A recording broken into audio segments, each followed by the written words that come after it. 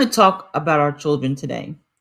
There's so much in the media about Dr. Seuss, about Mr. Potato Head, Barbie, and Disney needs to come into that conversation as well. And these arguments all appear to have the children as the focus. But while the media is all abuzz over toys and books, gender equality for toys, really?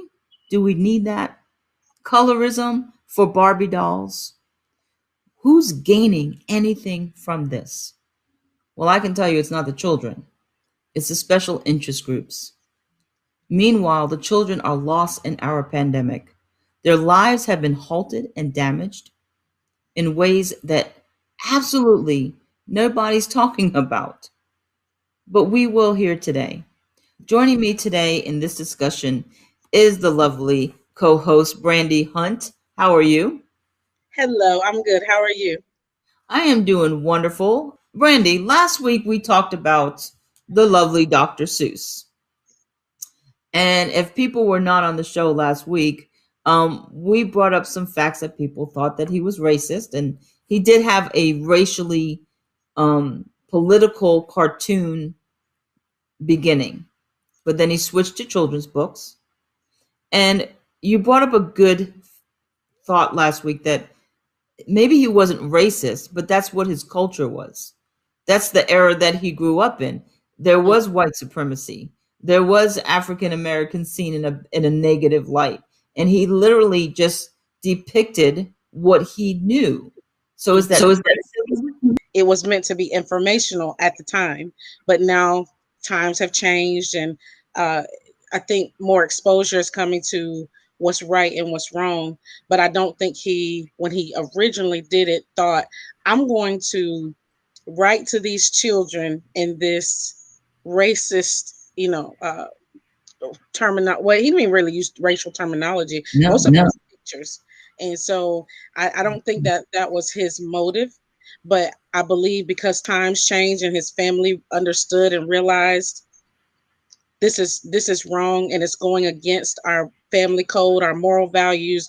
You know what? My father has made all the money he can make, and I think at this point he's passed away. Let's pull those because we don't want to further damage anyone else. They're coming out saying Barbie is too white, and so they need to have different shades of colors. Um, when my children were young, it's so funny. I had one child who only wanted white Barbies, and I had another girl who only wanted the black Barbie. So it was just both of them just, gravitated toward one race of a Barbie. It wasn't an issue in my family, because it wasn't a racist thing. Do toys now need to be retroactively done? Because what about grandfathering in? Letting history be history, but going forward, we're going to have these new toys and books and dolls for kids who identify differently. Why can't we grandfather in these things? Why are we reaching back and destroying history? Well, let me answer the first question, which is should we retroactive? Not We should if the toy still has relevance today, which Barbie does. Barbie is on all the shelves still. She's one of the highlights of children at Christmas. She's still getting new cars. She's still getting new boyfriends. And I don't know if Ken is considered a husband now or if they even can be married because basically what's happening is, to me, society is trying to convert people on a daily basis. And Right. what they understand is children have very fresh brains and they're going to receive what you give them. So if we program the children in 2021, who are we going to be in 10 years from now? Who's going to be running our government 20 years from now? The 5-year-olds who are now picking up toys with no gender are going to be running our country. It's not a problem because I love everybody. The problem is when you have, it used to be this or that. It was, but now it has to only be one option. I used to be able to go to whatever restaurant I wanted because Taco Bell can sell tacos, Burger King can sell burgers, and you can't make them sell anything other than what they sell. And all of a sudden, you're going to Taco Bell going, I can't believe you don't sell burgers. Burgers exist. Mm. You're not you're not catering to the whole world by only selling tacos and things that look like tacos and things that make people who like tacos happy. So I'm not knowledgeable enough of this product or service just because I wasn't born into this culture. You wouldn't know what my parents were unless I told you. I think you've told us twice what your nationality is, but just by looking at you, I would not be able to tell what your culture is. So to say you can't sell a particular thing or you're not well versed in a particular thing because you weren't born into this world in that culture is unfair. It's almost like they're trying to chop everything down to robots. Basically, do this, say this, look like this. What are we going to do if I already like my gender? I like the fact that I'm a woman. I like having hair. I like all the things that say woman because when I got here, they didn't. I mean, I don't. I'm sure I heard the doctor say it's a girl, but I didn't just say, "Oh, I don't know, don't call me anything until I get like 15 and could decide on my own which one I want to be." That none of that really something behind the scenes is driving these decisions. I Yes. can guarantee you that it has nothing to do with now. It's almost like oh, what is the word? I can tell you what it means. It's when they said that they were going to basically condition black people. Anyway, basically they start something in one generation and but it's really not for that generation. It's for 20 Right. years to come, 10 years to come. So I think the whole identity blurring of the lines of the identity has nothing to do with right now because Indoctrination. that, It's yes, indoctrination. Yes. I agree with that because you know why? You know, spiritually, when you look at spiritual battles that we have in our lives, when we're younger, we go through a lot of stuff, but it's not for that impact. It's for when we are an adult, it hinders who we are in Christ. It hinders our identity. It hinders our ability to prosper, to think well, to be healthy. Everything that happens is for a future time, whether you're doing it now for a great future, according to the plans that God has for you, or the enemy is doing it to you so that they can prosper through you in the future. And so, indoctrinating our kids now, I like what you said, going back to our kids, I like what you said about the toys, the books, everything that the kids are experiencing now, and how they're trying to gender neutral it, how they're trying to break everybody into different segregated groups. And that's what it is. We're going back to segregation if we right. don't stop. That's going to be the next generation running this country, making the laws.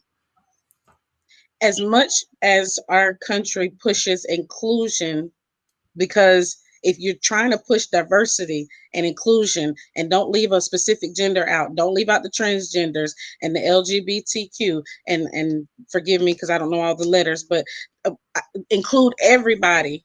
But if I'm being diverse and I'm being inclusive, then a Caucasian can own a Mexican restaurant.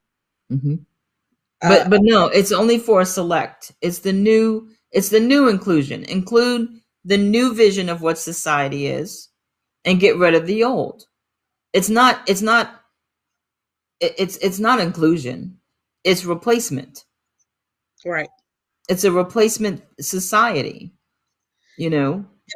And as forward thinking as our country is, and I know that we're not the furthest. I've heard, that our country is actually behind like Japan and that they had cell phones way before we did and things like that. But you would think that instead of trying to exclude a certain thing like turning the girls' bathroom into a transgender bathroom, why don't you just create a transgender bathroom?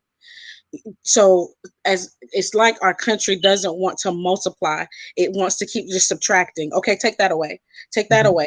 Okay, take that away. So if you take enough away from a person, do you know what happens? What happens? You put them in prison. You make me angry because you're boxing me in. The punishment of a prisoner who has done something wrong is seclusion. Yes, it is. Is what is it called? When they have to go down in the hole, Isolation. Yeah, they go in isolation. isolation. So you isolate us for a year. We can't go anywhere. We can't do anything. And while we're at home doing nothing, wearing masks everywhere, not being able to identify with each other, you also tell us, by the way, don't identify each other and don't even look at yourself as women and men anymore. You're just you. You're not even black or white anymore because that's what's going to come next. You know what? Let's just not even have races. Let's just be here and you know what? You can no longer call somebody black because that's offensive. You can no longer call somebody white because that's offensive. So then we become these just zombie. They made it look like this really nasty, ugly creature, but it's Mm-mm. people who no longer have decisions. We no longer have buying power. We no longer have a say so. And the fact that I'm a woman and I can't call you a woman because you may be offended because I can't see all the changes you've been through. I only see what you're presenting to me right now. And I relate it to you from where I came from. Right. So you take all of that away from me and you isolate me, you're going to make me angry. And that's what the anger is going to make us rise up to another war with And that each. is where we're heading because listen, we now this is going to take the show in a different turn, but that's okay.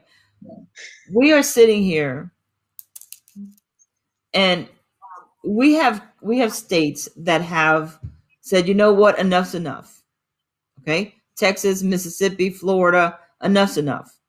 We're done with this whole mask mandate and all of that, right? And the Texas governor came out and said, this is the deal. Our people know, we've been in this a year. Our people know how to clean their hands, how to disinfect, how to stay 6 feet apart. If they feel like they want to wear a mask, they are welcome to wear a mask. We're not saying that you can't wear a mask. We're just saying it's no longer a mandate. We want people to open up their stores and have a choice. If you feel comfortable going in, you go in. If you don't, you don't. Now, to me, that sounds reasonable. We have been at this a year. We should well know how to protect ourselves after a year of this. But you have people in our government that is in our media blasting these states, saying they're murderers, and you have restrictions. If you go back to work, I know family members of mine shared with me, they go back to work, but they have to take their temperature every morning. They have to go on their app on their phone and record their goings and comings the day before, and they have to, say if they have any symptoms, and get a green light on their phone or they can't go to work. Now, this is not freedom to be able to go to work. You have to comply and keep a track of your life, who you talk to, who you are with. I went to the doctor the other day, Brandy, and because I went to my brother's house, they took 15 minutes to decide if I can go in Okay. because I saw my brother over the weekend, and they chastised me about being irresponsible going to see a family member.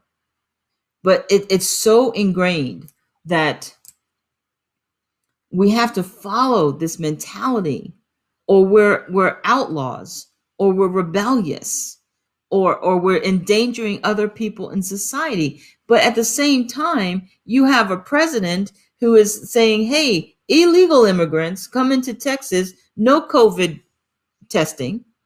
They're just coming into Texas by hundreds. I believe there was over 100 positive COVID tests of people that came across the border. They're not coming over with masks.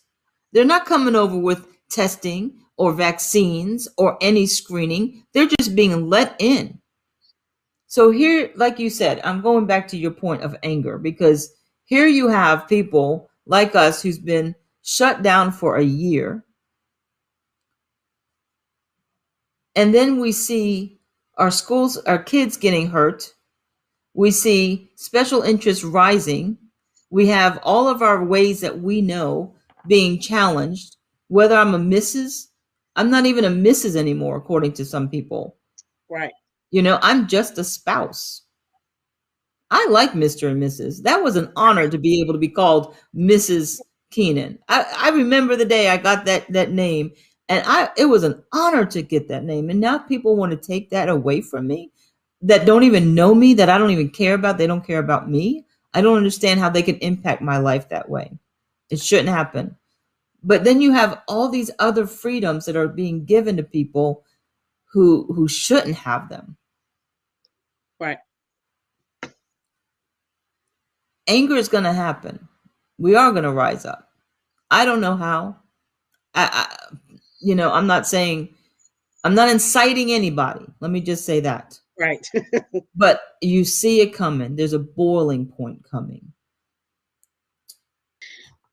Well, here's the magic question is, how much are we going to allow them to take before we determine that we need to just make a new decision?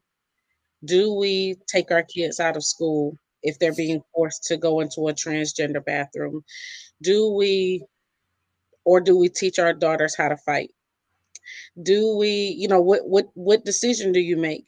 Do you talk to your kids about, I don't have a school age child anymore. So, but if I did, and they said, from now on, where your daughter has to go into a bathroom with a person who is transgendered, then my next step would be to find out who can teach her outside of school.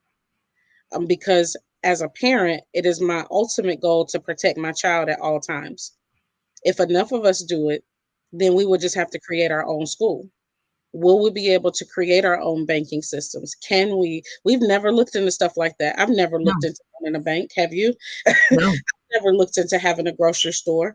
But what's going to happen is either we're going to rise up and learn how to empower ourselves, or we're going to continue to let a higher entity or higher power, in their words, dictate where my children get to go or not go. Even when it comes to the virtual school, I know we talked about this.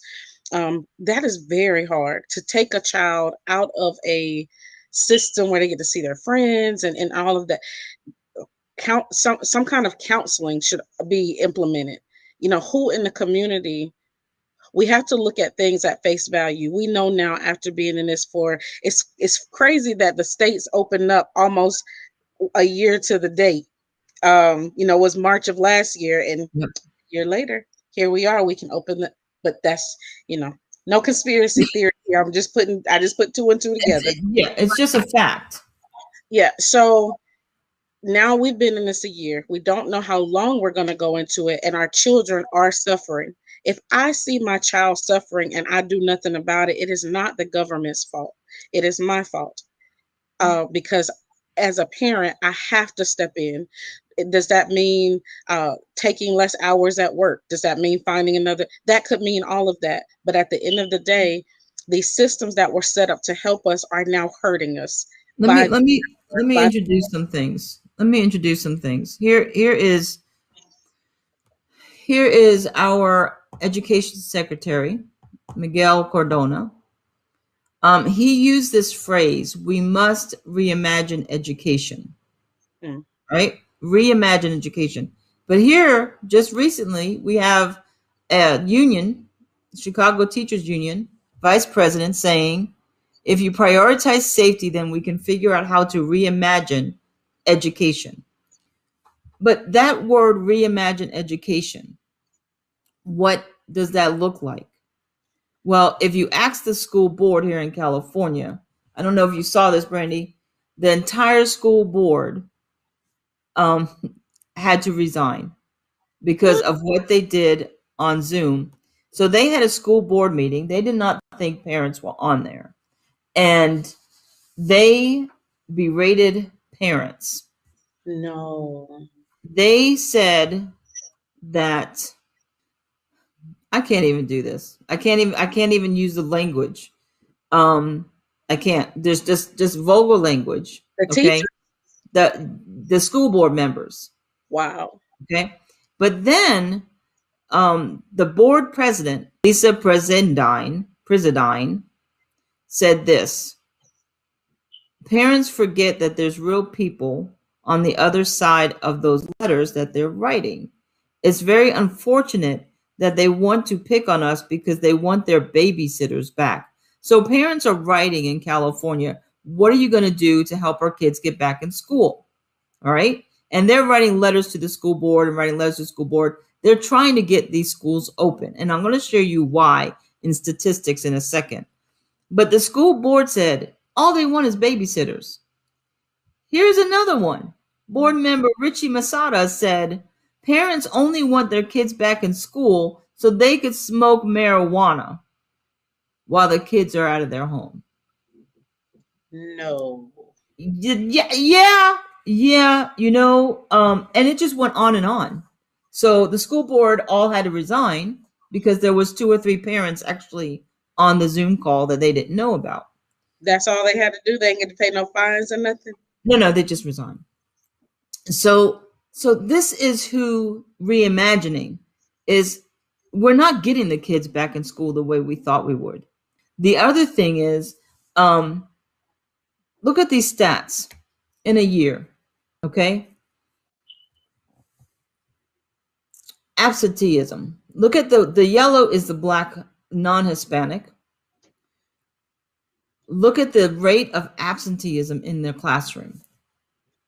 Whites, it increased. Non-Hispanic. Hispanic increased. Other racials, look at the increase of it.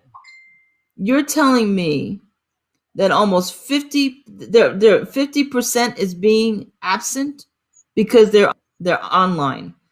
You have parents that are working 2 or 3 jobs. Kids are left at home. Yeah. Who's making sure they look? I taught online school to my kids. I homeschooled, and in their high school years, I used an online curriculum. It was a fantastic curriculum. It was designed. It wasn't put together at the last minute because of a pandemic. It was designed that way. And I'm telling you what, it's the best thing ever. However, I still had to be there with my kids to make sure that they got online, that when the teacher was talking, they weren't, doing something on their phone. There was still that responsibility of a parent, communication between the teacher and myself, their counselors, especially in the high school years when they're preparing for college.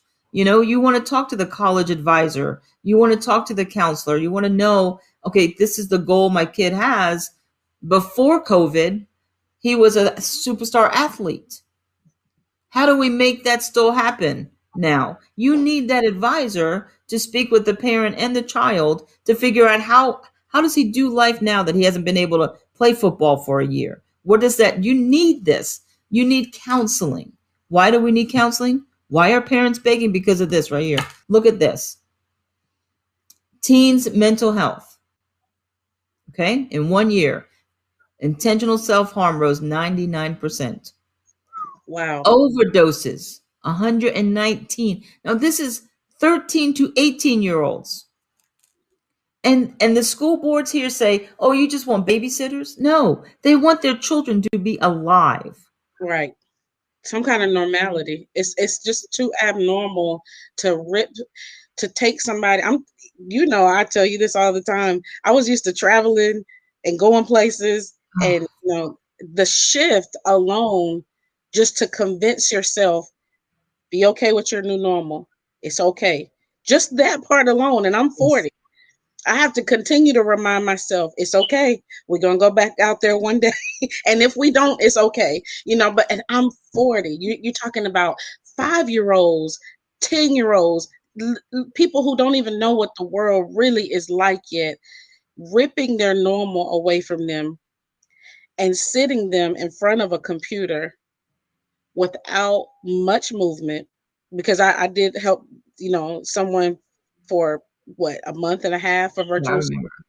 and the up and downness, if that's a real word, was unreal.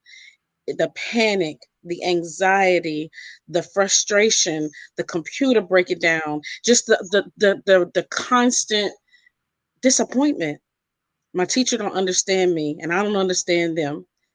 I can't walk to their desk like I used to be able to, or stay after class like I used to be able to. They're equally helping their child on the side. Hold on, my child has a question. Okay, all right. And then they're coming back, and then they have a husband or a wife teaching virtual across the room.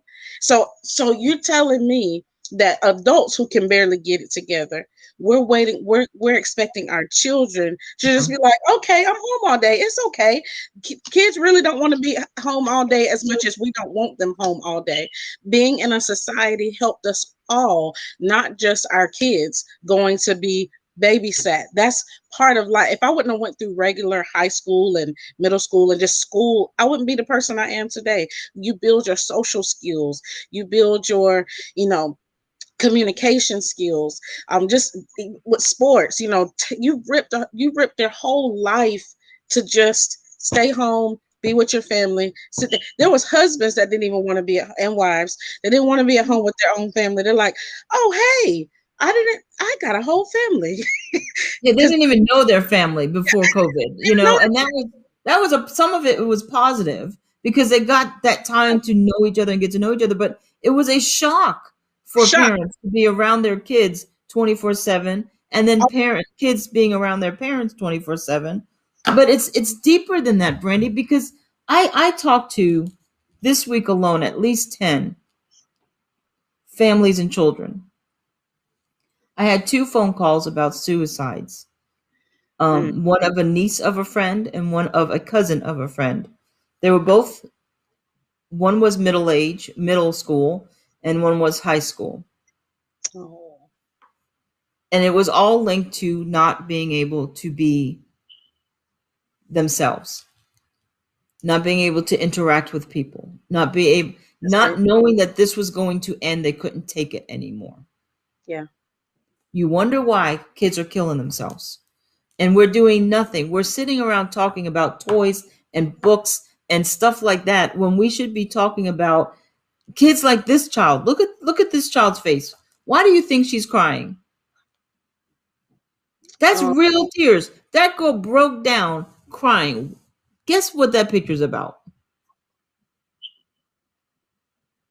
Can you guess? nope. She got news that her school was going to be open. Oh, And that is how she responded. We cannot think that our kids are not being hurt by this. yeah. When you have a child break down like that little girl did because she's going to be able to go back to school, I know how she feel. I know exactly how she feel. When I get the phone call, hey, the world is opening back up and class is now in session and I can start traveling and doing I can imagine, because it's that seclusion. We Most people feel like they're on punishment and we just can't figure out what we did to be on it. I remember my mom be like, everybody go to your room. And we're like, what do we do? And then like, you did something. Go to your room, shut the door, don't come out. And while you in there, go to school. And can you imagine the parents who aren't well versed in all of these subjects? no, no. Yelling, screaming, hollering at their kids because not because they don't love their kids, but because they're just as stressed and there's no counseling involved because counseling is somewhat expensive. So when I say we should pull on each other and our resources, that's what we're going to have to start doing, looking in our pool. That's why I call you and I say, hey, I got this thing going on. I got this thing with my kid. I got this thing with my boyfriend or ex-boyfriend now. Just I got this thing with work because we have to have somewhere to find an answer. And I think one of the things that we have to teach our children is suicide prevention because that's a thing now. That's like an answer to things. Where when I was growing up, we had what was Smokey the Bear? The fire prevention, That was fire fire prevention. prevention Yes. because there was some huge statistic of fires could happen. I've never been in a fire, thank God, where I was, running for my life, but I had friends who had. And then after the fire prevention was over, then they'll be like the next year, oh my gosh, I'm glad we went through that fire prevention because Yep. so for me, I think that we need to, because of this year, suicide prevention needs to happen because that's now an answer for virtual school. If virtual school's not working out for you and you're upset and you're, at your wits end, just end it. No, no, no, no, no. There's an answer. Like there's an answer for this. You don't have to. This is going to be over one day. 5 years, 10 years, 15 years. We don't know. But one day this is going to be over. And suicide is not the answer. Being a child of someone who committed suicide, I understand the pain that's left behind, not as a parent, but as a child. And so I think suicide prevention needs to be on the top of our things that we talk about for that reason, because maybe it hasn't happened to you. But what if your friend calls you? That's what they used to ask us. If your friend calls you and their house is on fire, what are you going to tell them? Stop, drop, and roll, because that was the answer to that, right? Or call 911. There has to be a solution. We can't just keep sweeping it under the rug and saying, "Oh, it's just some kids." 119% of children. That's an alarming amount of children that want to hurt themselves because they're unhappy, because they're stressed. Look, I'm 40 and I just figured out how to de-stress. So that needs to be on our top list of things to do to help kids de-stress from virtual school, anger, rage, wrath, all of these some of this is new emotions for these kids. Like when I was talking to the little girl that I was helping in virtual school, I said, "How do you feel?" And she said, "I feel so angry inside." And I said, "Well, how are you gonna get it out?" And she said, "I don't know. I just cry and hopefully that it'll go away. And then sometimes I want to hit stuff." What am I supposed how Luckily she hadn't taken the second route, but what if she just decided one day that that anger was going to go to hit something? And she had a little brother that was smaller than her. So what if that anger went so but think about all the kids. And then some of these kids have seen some somebody shot a lady while she was on her school Zoom. Her Oh, I boyfriend. haven't heard about that. Yeah, some of these kids have went through some very horrific things. I can imagine why they want to say, you know what? If this is society, this is what y'all going to give me when I grow up. They're thinking this is the world. Like this is what I get when I become an So adult. we have to have a forum, and maybe we're the forum. Maybe we're going to be the beginning, where kids can come and say, or parents or grandparents, anybody can come and say, this is what's going on. Because what I'm hearing as I talk to people, well, this is just the norm. It's what you expect. You expect kids to be sad when they can't go to school. You expect kids to get angry when they're failing and they used to be A students. So no one's doing anything about it because the situation demands that effect on a child. So it's like it's normal for them to feel that way. But feeling that way isn't normal for a child, period. And so, in my talking to kids this past week or so, this is what I have found out. The younger kids below 9, I want to try not to cry when I express this, are afraid that they are contagious, that just touching them can kill you.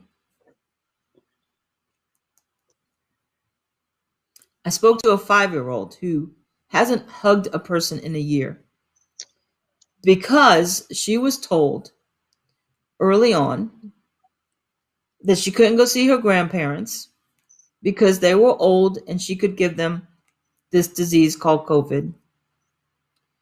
Now, I'm sure the parents did everything they could to do it the right way, but kids interpret it their way. Right. And what she understood for the past year is don't touch anyone because you can kill them. So she hasn't touched anyone in a year.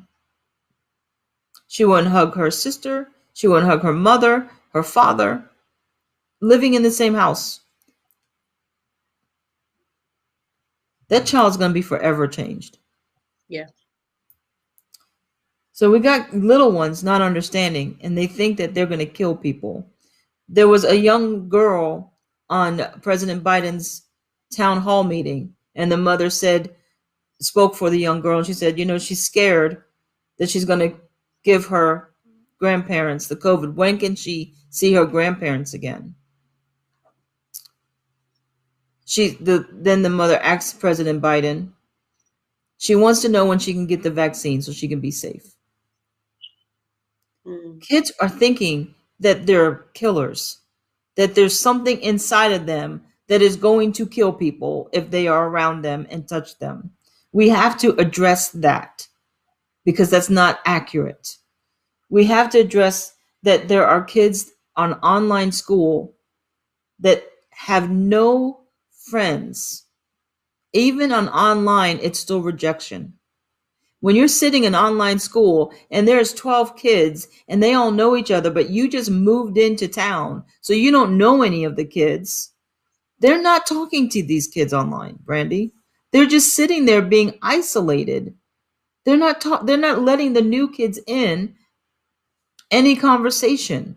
So there's preteens and teenagers that I've gotten aware of that, they're just sitting there on online school feeling rejected Yeah. because they moved into a city right before closure, right before the schools went online. Hard.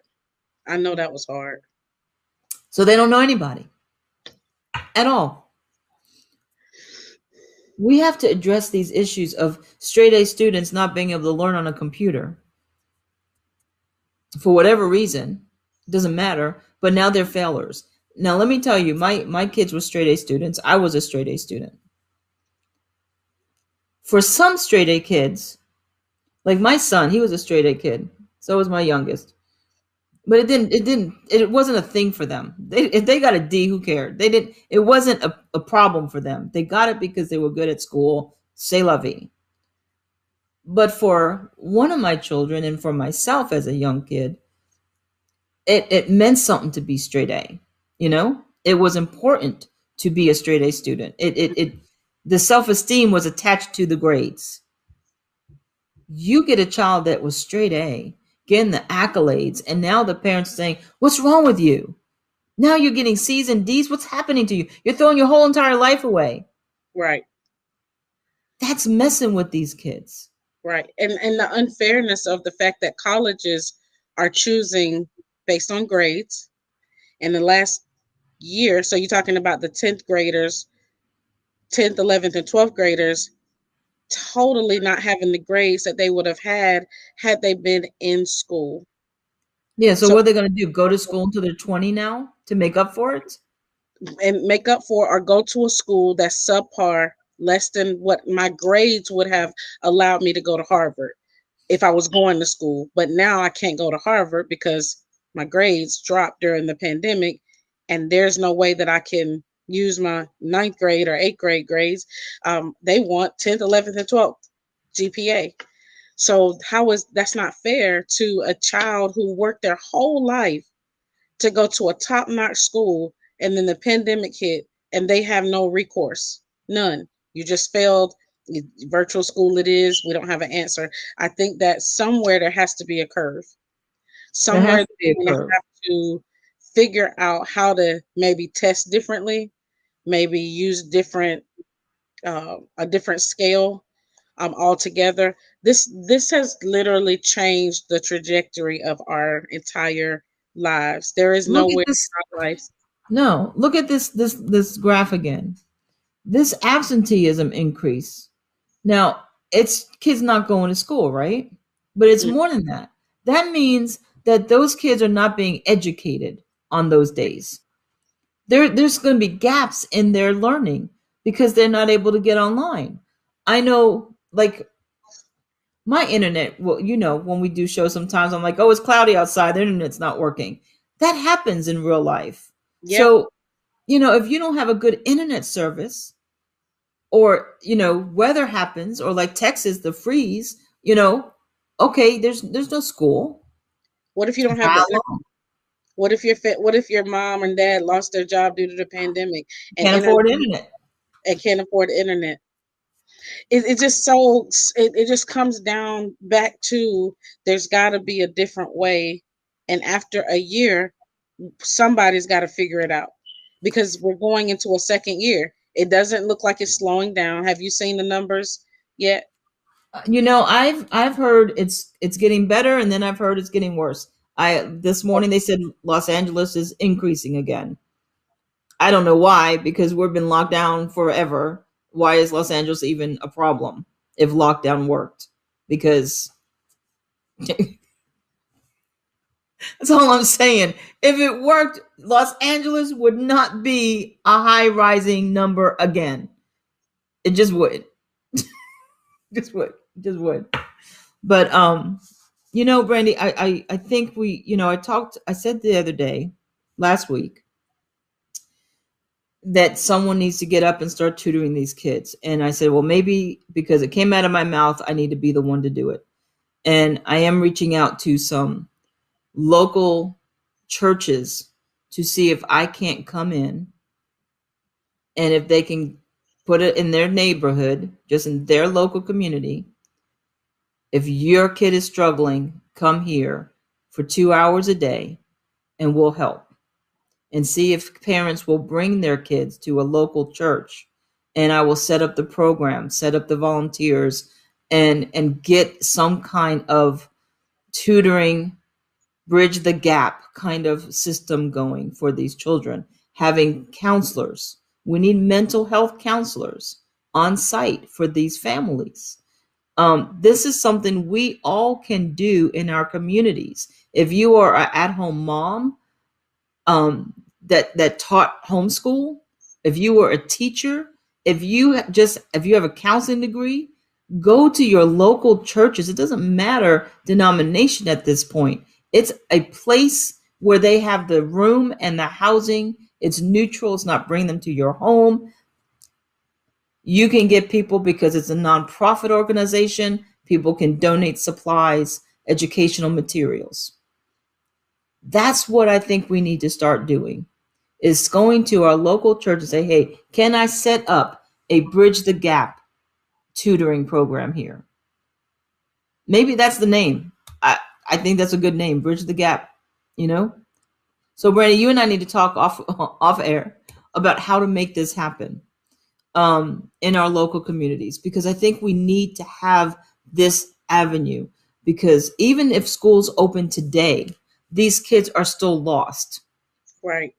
These kids are going to school with these insecurities, these fears, the loss of teaching. How are you going to take a kid? uh, Nevada schools opened up, all right, I think this week. It's March. What are they going to do from March to June? Right. The first couple of weeks, they're just going to be in shell shock and trying to get back into seeing their friends. Can we touch? Can we not touch? Oh, don't touch. Did you mask up? It's going to be a week or two of just, what Chaos. does this look like? Hmm. And then by the time they get in the groove, it's going to be summer. What they're bringing all their mess with them. They're bringing the loss of luck. Listen, one thing we didn't touch on is kids. They Grief. lost family members through COVID. All those deaths have children in those families. Yeah. Deaths that the child, probably, if it was early on, they didn't get to say goodbye to that loved one because they were in a hospital quarantined. So now people just disappeared. They didn't get to go to the hospital, say goodbye to Nana or to Auntie or to Mom, or they didn't get to say goodbye. They would, oh, well, she died. Sorry, she's not coming home. Right. So you're going to have kids coming into school systems with all of this. And I in the think very, that, and you know how people couldn't even be with anybody when the coronavirus first hit. It was like nobody can come in the hospital, nobody can come in the hospital room. People were dying by themselves. I can imagine a child not being able to be with their family, their mom, dad, grandparents, aunts, in their final moments, especially if you raised me, like if your aunt raised you, and I'm 15, and I can't come in the room to say that's devastating. And there's no grief counseling. There's nothing. Just go back to school on Monday. yeah. Nothing. Nothing at all. And you know, you said at the first pandemic, it is still that way here in California. You Oh, can't go in with someone to the doctor's office. You can't go in with them. That's so what? Um, it's just it's inhumane, and we're going to teach our kids not to feel, not to have feelings, not to have identities, not to care about anything. Just do what you're dictated to do because they've stripped these kids away from everything. A basic human thing like hugging your family member is now something a child is afraid to do. You have stripped away any humanity in a child through this pandemic. I was on the phone earlier with Bill, and he said this. We were talking about the show, and he was saying how he wished that he could be here, but he said this. He said that, who was it? Rush Limbaugh. He said Rush Limbaugh had a famous quote, and that was, make sure that the cure isn't worse than the disease. mm, yeah, And I said, Bill, that is amazing. And he said, you know, the cure, what they're saying is curing COVID-19 is doing more damage to our young children and the future generations of America than the disease itself is doing.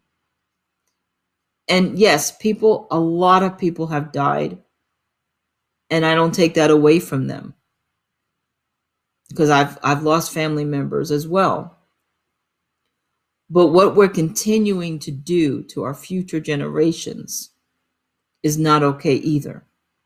no, There has to be grassroots beginnings again, grassroots stores, grassroots tutoring programs, grassroots school systems. We have to be able to figure out how do we tend to those who are suffering without government approval or intervention, you know?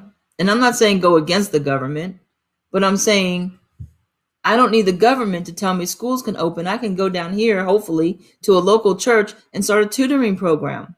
right, And everybody in the neighborhood is welcome. right, and Okay? supportive.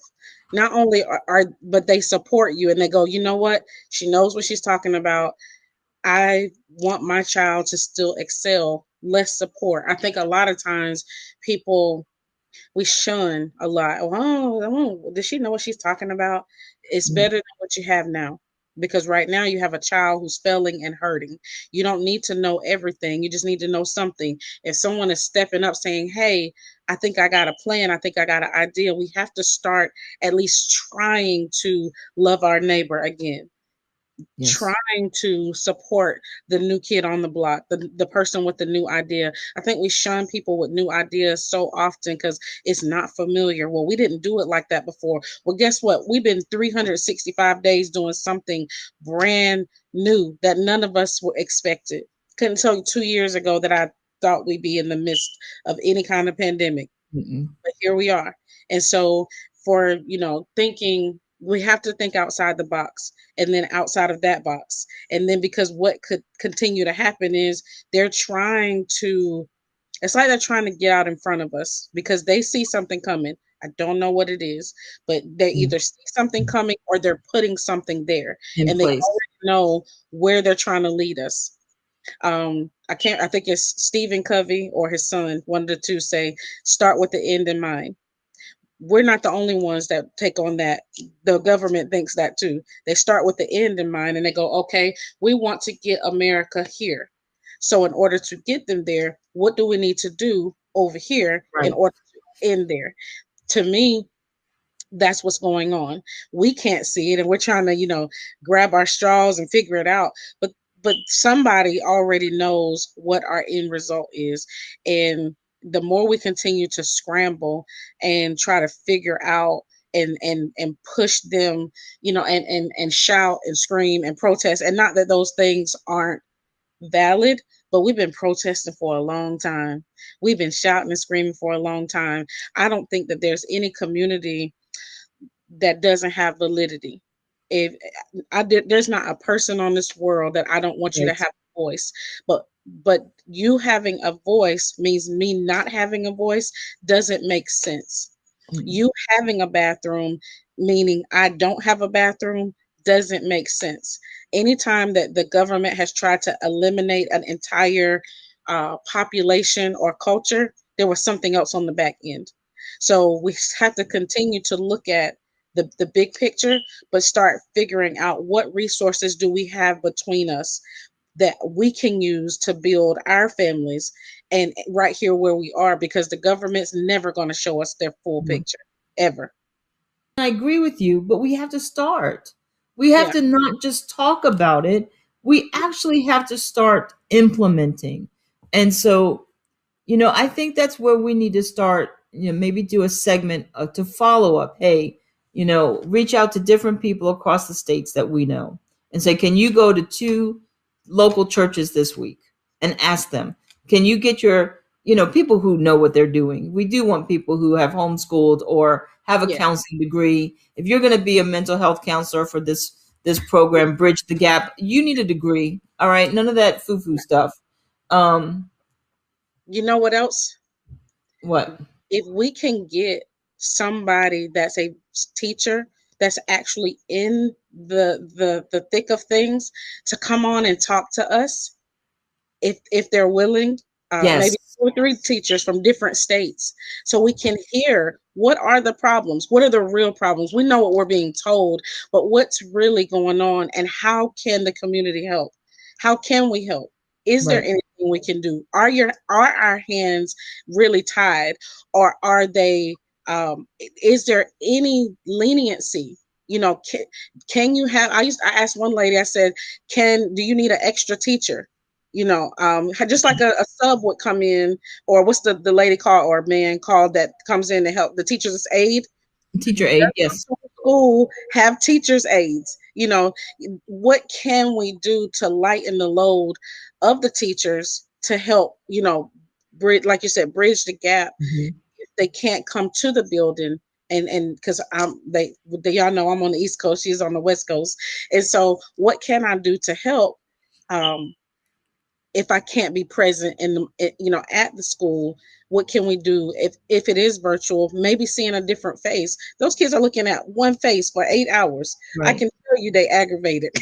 They want to You see somebody else. somebody else. And I wonder if the students, for those who have a laptop, bring your own, right? But have a supply in a facility and say, okay, this class meets at this time. You kids can come to this facility and do it together.